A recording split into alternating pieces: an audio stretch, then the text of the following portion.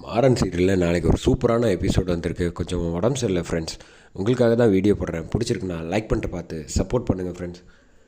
வீரா மனசை வந்து மொத்தமாக மாற்றுறாப்புல நம்ம மாறன் வந்து கடைசியாக என் பொண்டாட்டியாக வந்தால் நீ தான் வரணும் அப்படிங்கிற லெவலுக்கு எமோஷ்னலாக பேசிட்டாங்கன்னே சொல்லலாம். மனசு விட்டு மிஸ் பண்ணாமல் ஃபுல் வீடியோ கேளுங்க.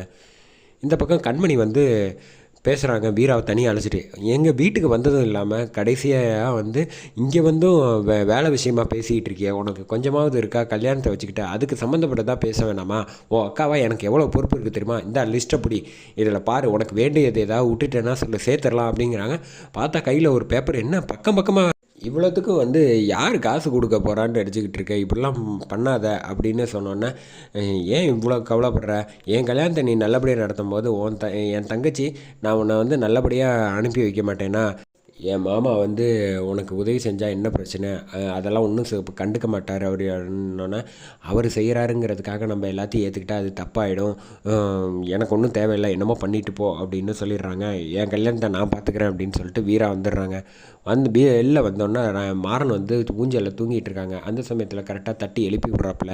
எழுப்பி விட்டோன்னா வந்து வீராவை கொண்டு போய் விட்டுரு அப்படின்னு ராகவன் சொன்னோன்னா, இல்லை இருக்கட்டும் அப்படின்னு வீரா சொன்னாலும், பரவாயில்ல விட்டுரு அப்படின்னோன்னே பைக்கில் வந்து அழைச்சிட்டு இங்கே வந்துக்கிட்டு இருக்காங்க.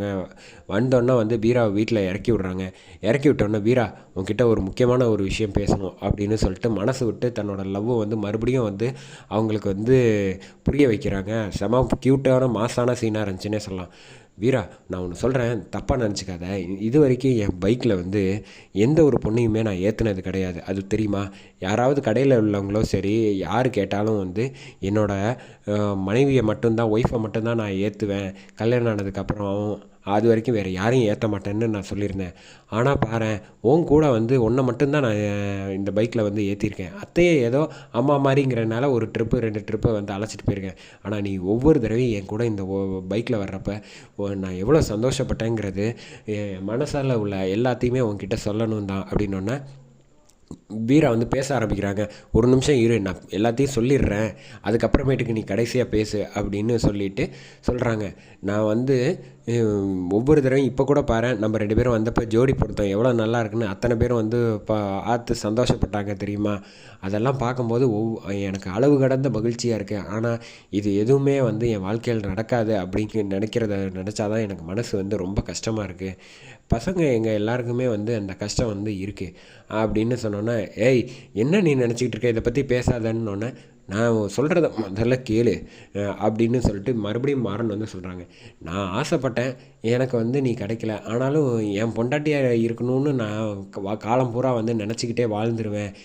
என்ன இப்படி பேசிக்கிட்டு இருக்க நீ அப்படின்னோடனே, நான் சொல்லணும்னு நினச்சதை சொல்லிட்டேன், மற்றபடி நீ எங்கே இருந்தாலும் நல்லா இரு அப்படின்னு சொல்லிட்டு இந்த பக்கம் போயிடுறாங்க. வீராக்கா ஒன்றுமே புரியல, நல்லா குழம்பி போயிட்டாங்க. மாறனை நினச்சி ஏற்கனவே ஃபீல் பண்ணிகிட்டு இருக்கவங்க இப்போ மேற்கொண்டு வந்து லவ் அதிகமாகிடுச்சு. அதே மாதிரி அந்த பக்கம் வந்து ராமச்சந்திரன் ஃபோன் பண்ணி அந்த சம்மந்தி வீட்டில் பேசுகிறாங்க. இவங்களை தனியாக மீட் பண்ணணுன்னொன்னே, சரி வாங்க அப்படின்னோன்னே ராமச்சந்திரன் புரிஞ்சுக்கிறாப்புல. ஏதோ வந்து கேட்க போகிறாரு. சரி விடு, வீராவும் நம்ம பொண்ணு தானே, அவங்க என்ன கேட்குறாங்களோ அதை நம்ம செஞ்சு கொடுக்க வேண்டியது நம்ம கடமை அப்படின்னு புரிஞ்சுக்கிறாங்க. இந்த வீட்டில் வந்து நான் கூட அன்றைக்கி சபையில் நீங்கள் சொன்னதை பார்த்து திருந்துட்டீங்களோன்னு நினச்சேன். நான் எப்படி திருந்துவேன்? அதெல்லாம் திருந்தவே மாட்டேன் அப்படின்னு வந்து இவர் பையனோட அப்பா வந்து பேசிக்கிட்டு இருக்காங்க. வீரா வந்து அவங்க அம்மா கிட்ட வந்து பேப்பரில் வந்து லிஸ்ட் எழுதிக்கிட்டு இருக்காங்க. அவங்க வந்து 2 பட்டு புடவைன்னு எழுதினோன்னே, எதுக்குமா 2, 1 எழுதுனா போகிறோம் அப்படின்னோன்னே, அதெல்லாம் முடியாது, 2 கண்டிப்பாக வேணும், வர்றவங்க எல்லோரும் புடவையை தான் பார்ப்பாங்க அப்படின்னோன்னே, அப்புறம் கம்மல், வளையல், மோதிரம், மாப்பிள்ளைக்கு செயின் அப்படின்னு அடுக்கணுன்னா, இதெல்லாம் முடியாதுமா, எதுவாக இருந்தாலும் அப்புறம் நான் பார்த்து பேசிக்கிறேன் அப்படின்னு சொல்லிட்டு சமாளிக்கிறாங்க.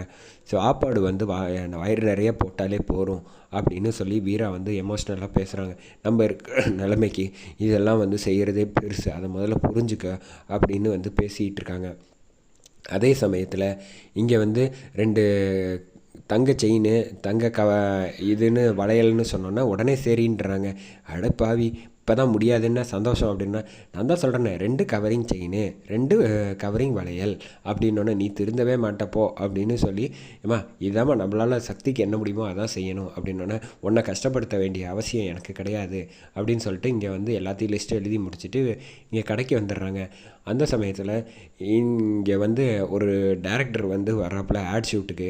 அவர் வந்து ராமச்சந்திரன் கிட்ட பேசி முடிச்சுட்டு, இங்கே நல்லபடியாக ஆட் பண்ணி கொடுங்க அப்படின்னு வள்ளியிலேருந்து எல்லாரையும் பார்த்து பார்த்து முடிச்சுட்டு இங்கே கடைக்கு வந்தோடனே மாறனை பார்த்து பேசினோன்னே, வாங்க நல்லா காமெடி பண்ணுவார் இவர் அப்படின்னோடனே, என்னை பார்த்தா காமெடியாக தெரியுதா, எவ்வளோ சீரியஸாக இருக்கேன் அப்படின்னோடனே, சரி வா அப்படின்னு அழைச்சிட்டு போயிட்டு நல்ல ஒரு ஃபேமிலி கேர்ள் குடும்ப குத்துவிளக்காக வந்து பக்கத்து வீட்டு பொண்ணாக வேணும் அப்படிங்கிறப்ப கரெக்டாக வீராவை பார்த்துடுறாங்க டேரக்டரு.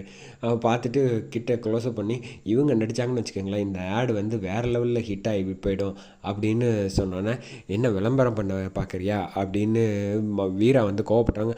சத்தியமாக நான் கிடையாது, ராகவன் தான் சொன்னான், எதுவாக இருந்தாலும் நீ அவங்ககிட்ட கேளு அப்படின்னோன்னா ராகவன் வந்துடுறப்பல, ராகவன் மாமா என்ன மாமா இதெல்லாம் அப்படின்னோன்னா, தம்பி நீங்கள் கேட்ட மாதிரி எல்லா அம்சங்களும் பொருந்தியது இவங்களுக்கு தான், என்ன ஓகேவா அப்படிங்கிறாங்க. வீரா வந்து பார்த்து முறைக்கிறாங்க. அதோட எபிசோட சூப்பராக முடிக்கிறாங்க.